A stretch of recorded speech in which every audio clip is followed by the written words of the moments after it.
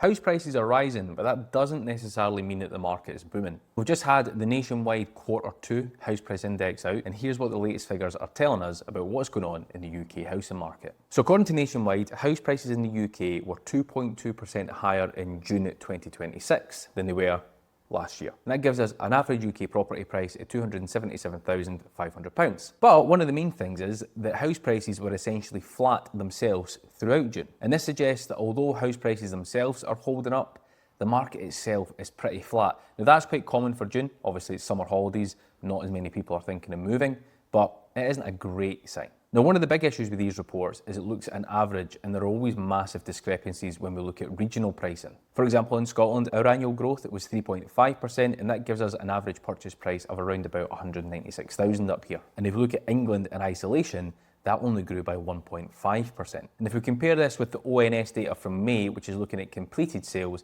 it tells a very similar story. It has a UK average purchase price of around about £271,000 and gives us a 2.7% annual growth. In Scotland, the average price is around about the same, but they're saying the growth is 4.4%. They just use slightly different figures because it's completed sales for the ONS, whereas it's just nationwide figures for Nationwide. Now, house prices are only part of the picture.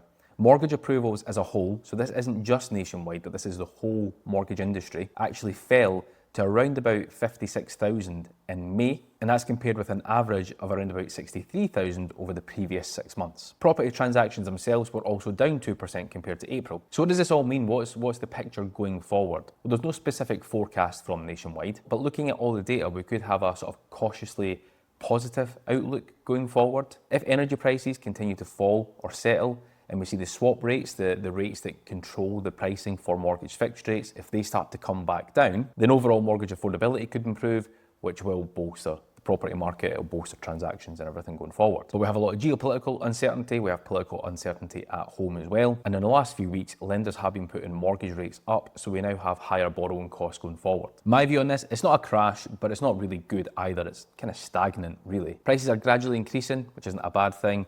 Activity has cooled, which again, not necessarily a bad thing, and interest rates are creeping up, which is a bit of a bad thing.